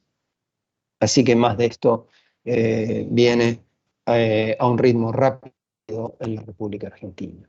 El universo, como ya lo dije varias veces, de las drogas duras, del perfil de adicción a drogas duras en la República Argentina, está más centrado sobre cocaína y sus derivados. La pasta base, el paco, el crack, que son sustancias de corte de muy baja pureza, en las cuales se utilizan todo tipo de sustancias para poder estirar y de alguna manera comercializar a menor costo la sustancia, pero que claramente tienen efectos sumamente deleterios sobre los sistemas biológicos de los individuos que las consumen. Así que la conducta con estos pacientes es, bueno, básicamente evitar el tratamiento odontológico, en principio cualquier tipo de procedimientos, durante las horas inmediatas subsiguientes a la ingesta. Obviamente el uso de anestésicos locales con vasoconstrictor asociado es un problema serio, ya que estos pacientes presentan riesgo aumentado de fenómenos de isquemia cardíaca, hay mucha mayor incidencia de ANGOR y de infarto agudo del miocardio asociado a la isquemia cardíaca, crisis de arritmias e hipertensivas, y obviamente son pacientes que tienen a la larga una incidencia muy incrementada de ACV o de fenómenos de micro ACVs o de fenómenos de alteración transitoria de la irrigación cerebral. Así que obviamente el uso de catecolaminas asociadas como vasoconstrictores a los anestésicos locales es un problema serio en este tipo de pacientes. Es un desafío en la atención clínica de este tipo de personas, ya que muchos de ellos, como buenas personas con problemas de manejo de sustancias, no reconocen fácilmente su utilización, y entonces esto de evitar la atención, los procedimientos o la prescripción de medicamentos que tengan mayor potencialidad de generar farmacodependencia es un desafío para el clínico, porque el paciente no necesariamente lo va a mencionar ni siquiera reconocer. Pero es importante que lo tengan en cuenta. Todas las cosas que tengan efecto opresor o mayor posibilidad de afectación de la función cardíaca son un desafío para el manejo clínico de estos pacientes. Dejo acá el gran capítulo de adicción y paso rápidamente por alteraciones de función respiratoria. Y acá me voy a referir esencialmente a dos cosas, que son el asma bronquial y la enfermedad pulmonar obstructiva crónica, conocida como EPOC. ¿Okay? ¿Alguna pregunta puntual con respecto a sustancias, adicción? ¿O sigo adelante? Vamos a ir. Bueno, asma bronquial, ¿qué saben de asma? Ya hablamos varias veces de asma, ¿no? Asma. Es una obstrucción de las vías aéreas por infiltrado de células. Sí, el asma bronquial es hoy en día considerado una enfermedad ¿de qué tipo?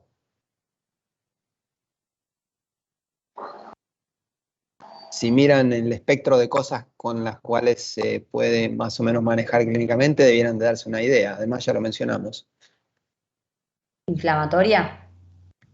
Tiene un componente de base inflamatorio local a nivel del árbol traqueobronquial o traqueobronquiopulmonar, ¿sí? Es decir, se considera como factor desencadenante de base una reacción inflamatoria localizada a nivel de los bronquios y de todas sus divisiones cuando se internan dentro del parénquima pulmonar.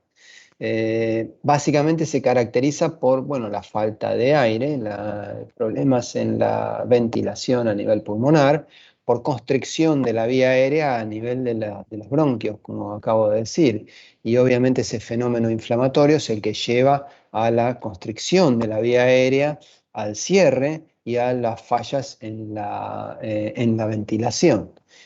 Como ustedes quizás ya conozcan también, el asma se caracteriza por la disminución súbita del ingreso de aire por ese fenómeno inflamatorio. Es decir que si bien hay algunas personas que tienen un componente sostenido de base, pueden tener una disminución súbita desencadenada por alguna sustancia, algún alergeno o alguna situación de estrés que configura lo que se llama la crisis asmatiforme, es decir, el encerrado más súbito de la vía aérea y entonces el desencadenamiento de esa sensación de ahogo. La base del manejo clínico del asma bronquial responde a esto que estamos diciendo, su mecanismo de generación.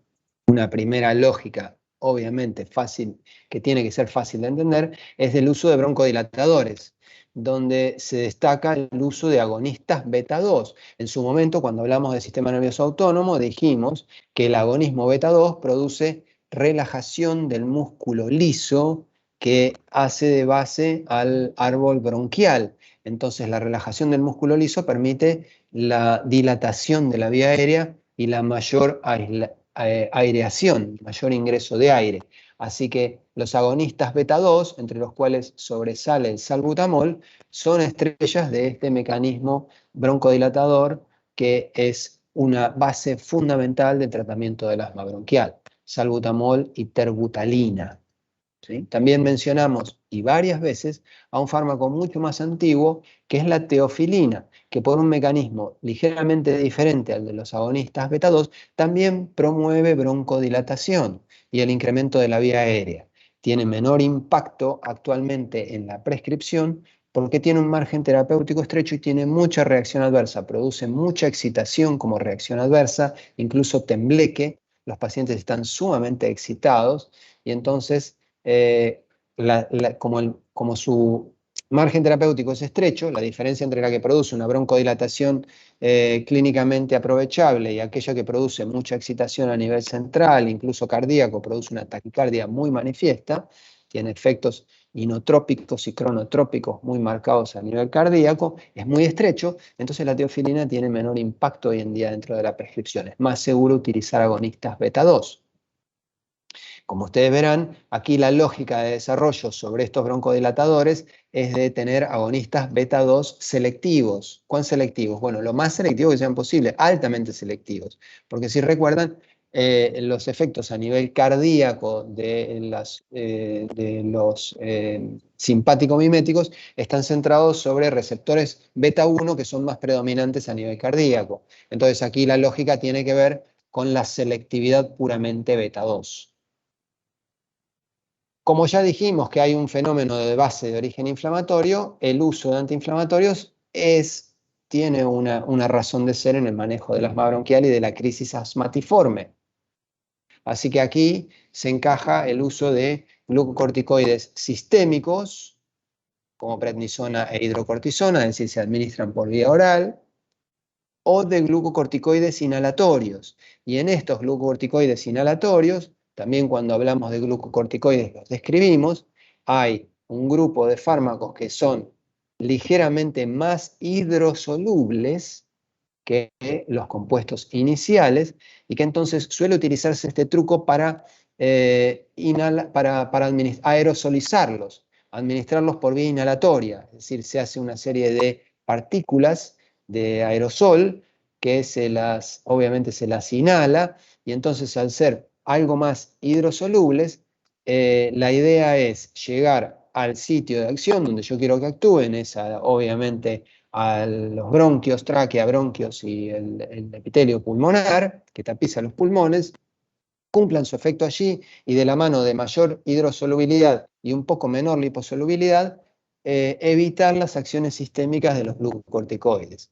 Así que ustedes quizás hayan visto que hay algunos pacientes que utilizan inhaladores, aerosoles, los PAF que se suelen llamar, y algunos tienen un agonista beta 2 como el salbutamol asociado a un glucocorticoide inhalatorio como la beclometasona. Así que hay PAF puramente de broncodilatadores y otros que tienen un combo, y en algunos casos hay también el uso de algunos PAF o inhaladores que tienen solamente fármacos como la beclometasona. Estos pacientes pueden en algunos casos recibir antihistamínicos de base convencional si es que el paciente tiene crisis asmatiformes o asma desencadenada por la presencia de alergenos que suelen generar fenómenos de tipo atópico, los pacientes con una clara manifestación alérgica de su fenómeno asmático.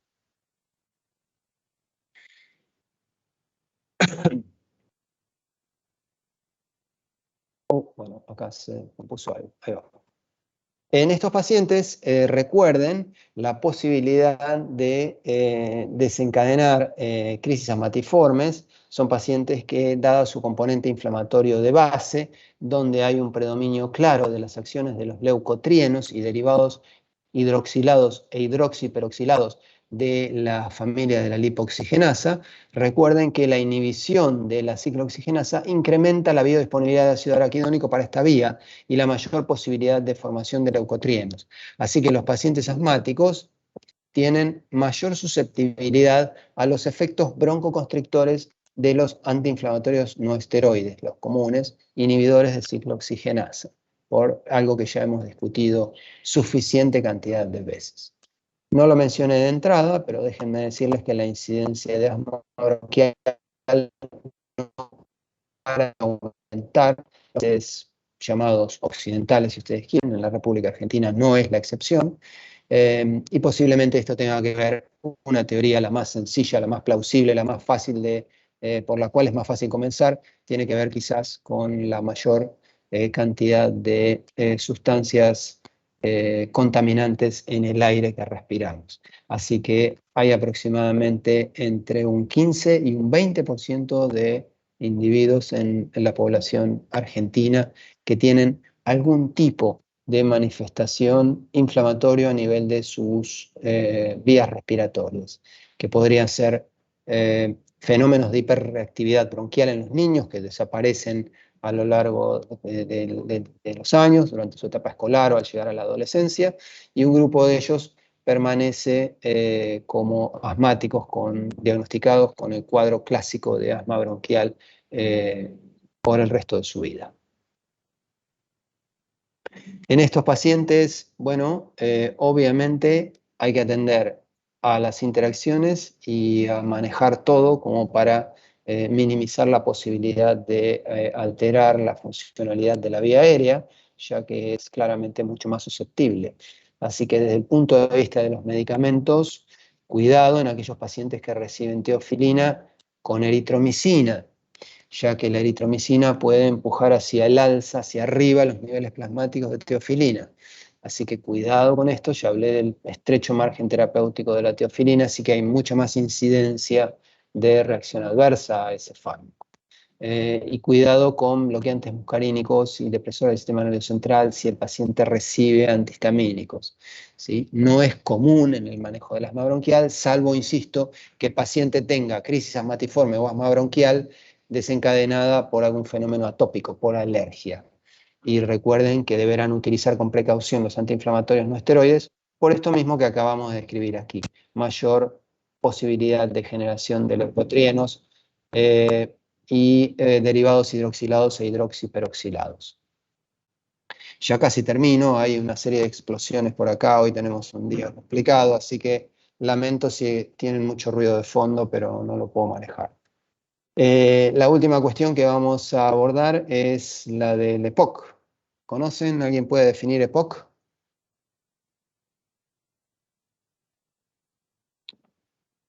EPOC, ¿qué quiere decir EPOC? Es la obstrucción de la vía aérea de manera irreversible, ¿no? Bueno, el término EPOC hace referencia a enfermedad pulmonar obstructiva crónica. ¿Por qué podría ocurrir eso? Por el tabaco, por El ejemplo. tabaco es uno de los factores, es el que con más frecuencia se asocia al desarrollo de EPOC, ¿sí? ¿Puede existir EPOC sin que medie tabaquismo?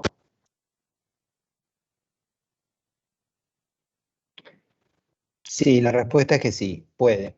Sin duda alguna, si hay un factor único que podría explicar mucha mayor incidencia de EPOC es el tabaco, sin duda alguna, pero existen formas de EPOC o desarrollo de EPOC sin que medie tabaquismo, ¿sí? La exposición a contaminantes de tipo ambiental, el EPOC es mucho más incidente como una enfermedad o un cuadro de origen laboral en algunas personas que están expuestas por cuestiones laborales a ciertas sustancias en el aire inspirado, algunas industrias, la industria del vidrio, por ejemplo. Entre los trabajadores de la industria del vidrio hay una mayor incidencia de EPOC. Es decir, que aquí lo que se va desarrollando es una obstrucción progresiva y sostenida de la vía aérea. Lo que va ocurriendo es que se va perdiendo progresivamente la capacidad pulmonar, ¿sí? Eso es lo que va ocurriendo. El diagnóstico primario de enfermedad pulmonar obstructiva crónica se hace a través de un estudio que se conoce con el nombre de espirometría. ¿Conocen la espirometría? ¿Alguien oyó hablar de esto alguna vez? ¿Qué mide la espirometría? Espiroquetas. Bueno. Espiroquetas no. Bueno, no se me había ocurrido. Espiroquetas no. Espirometría. Espirometría. Se mide la capacidad. O sea, hay, Dale, decilo, perdón. no, iba a decir eso, que mide cuánto aire inspirás y expirás. Bueno, se La llama capacidad pulmonar. espirometría, no inspirometría, ¿no? Mide la capacidad pulmonar, la posibilidad de ventilar que tiene el árbol respiratorio, el tracto respiratorio de una persona, a través de medir la capacidad expiratoria, es decir, cuánto aire puede expulsar, ¿sí? Eso es lo que se mide, lo que se utiliza para medir. Eso es lo que hace la espirometría. Básicamente, ¿qué es? Bueno, se coloca a través de una boquilla y se lo hace respirar bajo distintas condiciones a la persona, y lo que se mide es el flujo, el volumen y la frecuencia del aire expirado, el aire que sale de los pulmones. Hay distintas formas, no importa esto, se los cuento solamente para que podamos terminar de entender la idea, pero se mide la expiración en forma espontánea, forzada e incluso administrando algún broncodilatador como el salbutamol. Entonces, de esa manera, si hay diferencias entre el volumen expirado en forma espontánea y aquel que se puede modificar con el uso de un broncodilatador, obviamente uno puede empezar a detectar ciertas cuestiones que tienen que ver con algún fenómeno de constricción sostenida a nivel del árbol traqueobronquial, básicamente. Así que la capacidad expiratoria, el volumen expiratorio medio, lo que se llama VEMS, se va reduciendo progresivamente en función de la progresión de la enfermedad en este caso. Y eso es lo que permite que a los pacientes se los estadifique como leves, moderados o graves. En el caso de la progresión a las fases más avanzadas de la enfermedad, obviamente la capacidad expiratoria está muy, muy reducida. Básicamente las conductas, bueno, básicamente son estas, más o menos, organizadas de esta manera. Es decir, en algunos casos, en las formas leves iniciales, lo que se puede hacer es, a través del cambio de hábito, a tratar de prevenir el desarrollo de la enfermedad o atenuarla o interrumpirla, obviamente, y esto tiene que ver con, bueno, suprimir el tabaco, si el tabaquismo es un hábito, el ejercicio físico, en fin, el manejo de variables que son más fácilmente abordables. Luego está el uso de agonistas beta 2 o anticolinérgicos de acción corta, de acción más larga. Se pueden considerar el uso de corticoides. Se puede considerar el uso de teofilina, y fíjense que esto me devuelve a la discusión que tuvimos recién desde el lado de vista del asma bronquial. Si se puede evitar el uso de teofilina, se evita, pero fíjense que en estos casos es muy efectivo, pero obviamente con mucha mayor reacción adversa. Y en los casos más avanzados solo resta el uso de oxigenoterapia y cirugía. Es decir, que los pacientes con enfermedad pulmonar obstructiva crónica en el largo plazo son candidatos a la cirugía de trasplantación. Una cirugía que, como ustedes se imaginarán, no es para nada sencilla si uno tiene que hacer un trasplante pulmonar, bipulmonar o en algunos pacientes, debido a la afectación de la función cardíaca, un trasplante cardiopulmonar. Así que son pacientes que tienen un manejo complicado y una calidad de vida muy limitada en sus fases cuando la enfermedad alcanza la categoría de moderada a grave, ¿sí? En estos pacientes, obviamente, uno tiene que esperar una afectación de los parámetros farmacocinéticos de una gran cantidad de fármacos, porque el flujo sanguíneo a nivel pulmonar es tan grande que obviamente la afectación hemodinámica es claramente marcada. Así que estos pacientes son básicamente una caja de sorpresas desde el punto de vista de la farmacocinética. Nada de esto es obviamente resorte del odontólogo, pero ustedes deberán estar atentos a esto y conocer de qué estamos hablando, de qué hablamos cuando hablamos de POC. La incidencia de POC, desgraciadamente, se incrementa en todos los países y en la Argentina no es la excepción a la regla. Es la primera causa de trasplante pulmonar no solamente en la Argentina, sino en el mundo, obviamente. Y esto nos devuelve a esta discusión, ya que como sustancia única que pueda ligarse ya sin ningún tipo de discusión al desarrollo de enfermedad, el tabaco y el EPOC van absolutamente de la mano, así que obviamente esto es un llamado de atención acerca de la posibilidad de evitar el uso. Así que cierro con estas recomendaciones, que son las mismas que venimos poniendo para todas las condiciones que estamos reviendo, ¿sí? No hay, ya las dije más de una vez, no las voy a repetir acá, pero estamos hablando de pacientes más o menos complejos, donde hay enfermedad de base y donde hay medicación asociada. Así que siempre tenemos que hacer centro y foco sobre la historia clínica farmacológica, tratar de prever y evitar interacciones farmacológicas y reacciones adversas, seleccionar el mejor cuadro clínico y un plan de tratamiento acorde a la condición del paciente en ese momento y controlar el tratamiento en toda su extensión. Así que paro aquí, dejo de compartir. Si tienen preguntas o cosas para adicionar, me avisan. Los escucho.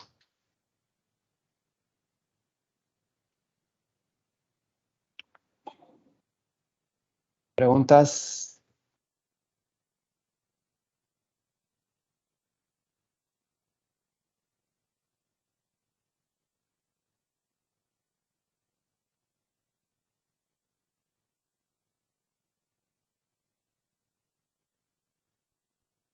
Bueno, todas juntas porque no las puedo manejar. Si no tienen nada que agregar, entonces queda para resolver esta semana el TP correspondiente al contenido de alteraciones del sistema nervioso central